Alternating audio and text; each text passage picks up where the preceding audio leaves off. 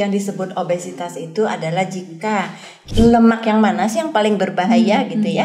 Biasanya kan kalau obesitas hubungannya sama diet.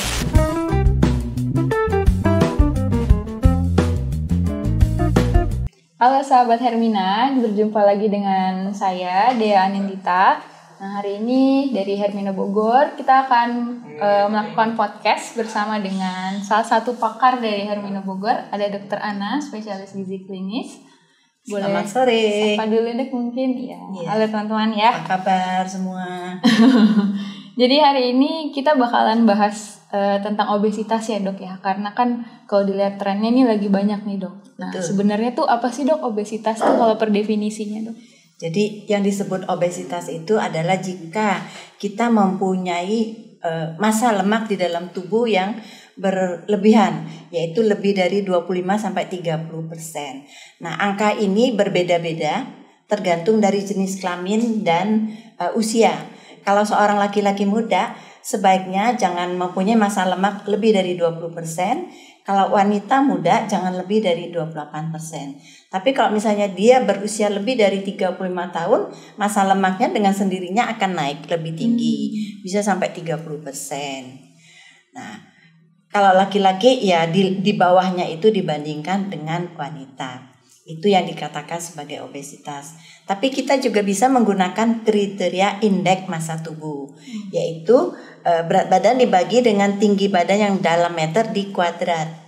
Nah, disebut obesitas untuk kriteria Asia Pasifik jika mempunyai IMT lebih dari 25 kilo per meter persegi sampai 29,9 adalah obesitas 1. Dan obesitas 2 itu jika mempunyai IMT lebih dari 30 sampai 39,9. Jika mempunyai indeks massa tubuh lebih dari 40 dikatakan obesitas morbid. Ya, itu kriterianya dengan menggunakan IMT. Tadi kita menggunakan massa lemak. Nanti ada kriteria yang bisa saya tunjukkan gitu. Oke dok, siap dok. Nah tadi kita udah ngomongin kriteria dibilang obesitas gitu ya dok. Nah kalau efeknya dari orang yang obesitas tuh apa sih dok bahayanya gitu? Oh banyak sekali dari ujung kepala sampai ujung kaki. Nah dari tadi yang saya katakan lemak tadi itu dari mana? Lemak yang mana sih yang paling berbahaya gitu ya? Sebetulnya lemak yang paling berbahaya bukan lemak yang ada di bawah kulit, tapi lemak yang disebut lemak visceral. Nah, lemak visceral itu paling baik jika kita mempunyai kadar lemak visceral di bawah 10%. Kalau di bawah 10% kita dikatakan sehat. Tapi jika lemak visceral kita lebih tinggi dari 10% sampai 14% itu dikatakan tinggi. Sangat tinggi jika di atas 14 sampai 30%. Nah, lemak visceral itulah yang jahat, itulah yang menyebabkan kita sakit. Kenapa? Karena lemak visceral itu ada di dalam rongga perut, dia menekan berbagai hormon. Nah, penekanan kerja dari hormon, insulin itulah yang menyebabkan terjadinya penyakit.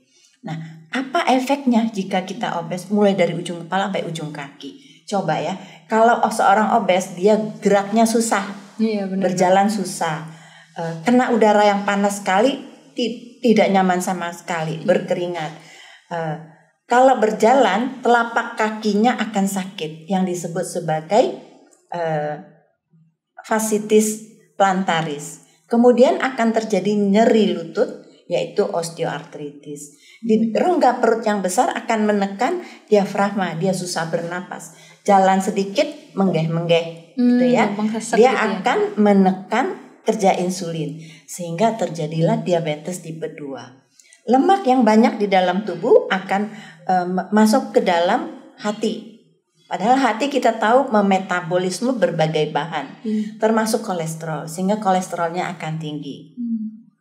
Kolesterolnya tinggi, trigliseridnya tinggi, kolesterol baik yaitu kolesterol HDL-nya rendah, LDL-nya akan tinggi. Sehingga lama-lama terjadilah penumpukan lemak di dinding pembuluh darah. Penumpukan lemak, plak, lama-lama tensinya tinggi, tensi tinggi, kolesterol tinggi, akhirnya terjadilah penyempitan pembuluh darah.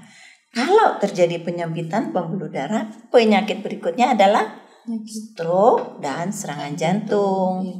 Belum lagi kalau sampai sangat gemuk, akhirnya lemak di area lehernya sangat banyak, tidurnya susah. Dia tidak bisa lagi tidur telentang.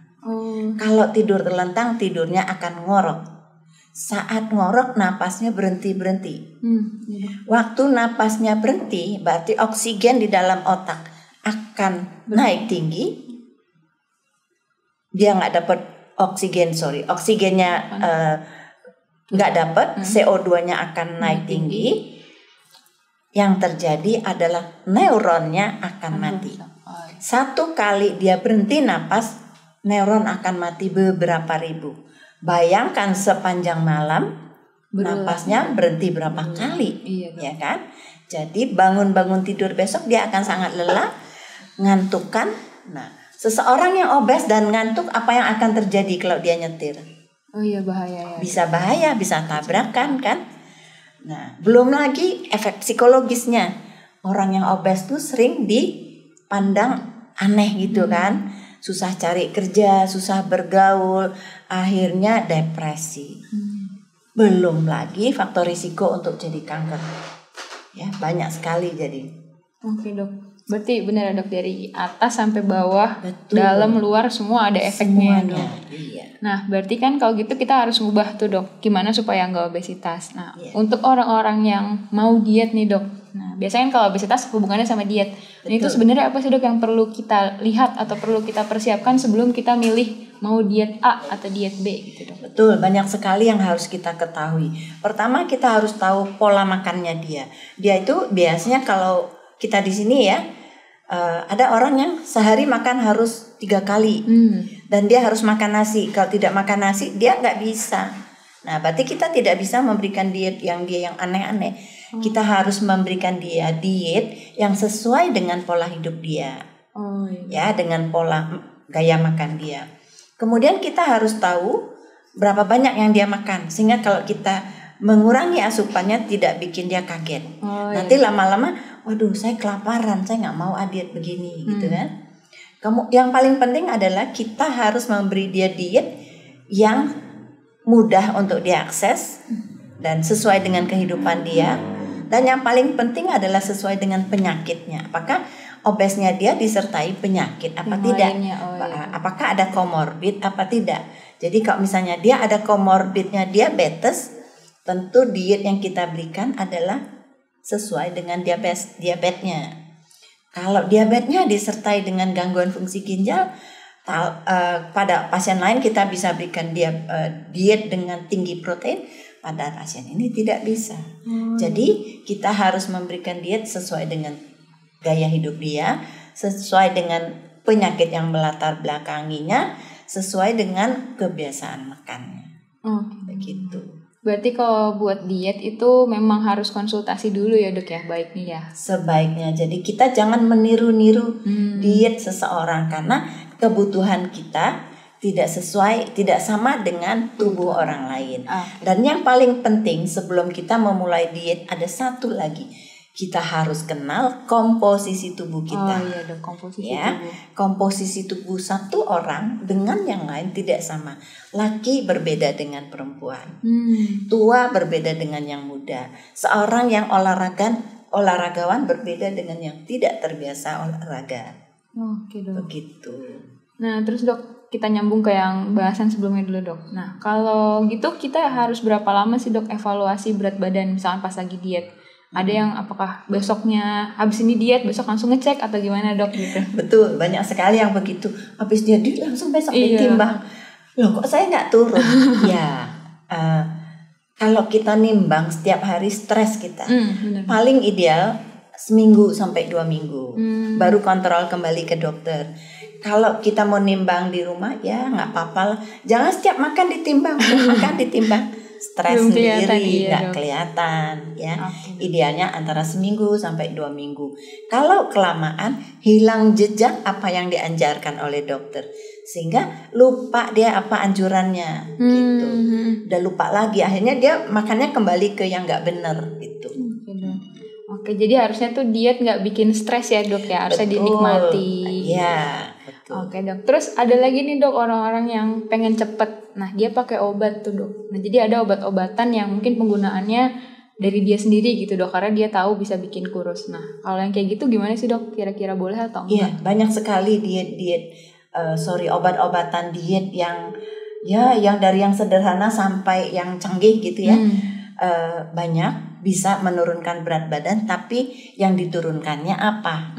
Contohnya ya, banyak minum obat untuk sekelompok obat untuk melancarkan kencing.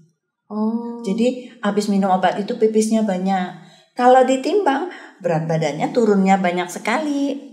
Tapi yang turun apa? Airnya, lemaknya tidak turun gitu ya. Atau ada yang menggunakan ada yang menggunakan obat tiroid.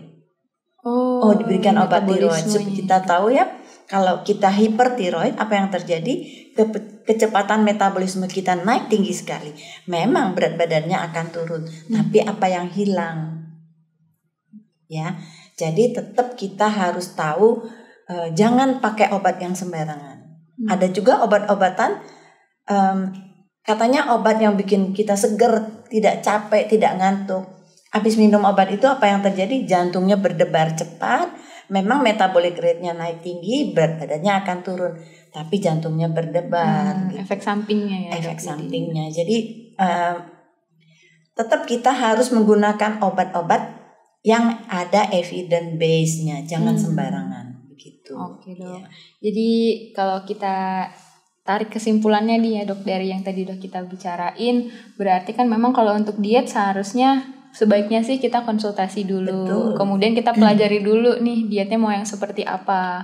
Betul, dan efeknya sekali. Akan seperti apa. Ya, betul. Dan intinya memang kalau untuk diet sih ya konsultasi dulu lah, itu ya yang penting ya dok. Nggak boleh pilih sendiri cuman berdasarkan ngikutin orang atau apa, karena komposisi tubuh orang tiap-tiap orang akan beda. Ya, kebutuhan tidak sama, komposisi tubuh tidak sama, penyakit yang melatar belakangi nggak sama juga dok. Iya. Benar. Oke deh. Jadi kalau misalnya teman-teman nih ada yang mau konsultasi, mungkin bukan masalah diet gitu ya dok, tentang gizinya gimana sih atau tubuhnya gimana supaya tetap fit, boleh nih ketemu sama dokter Ana. Nah nanti untuk jadwalnya bakal kita taruh di kolom deskripsi. Oke deh dok, terima kasih banyak ilmunya dokter hari ini. Semoga bermanfaat juga buat teman-teman.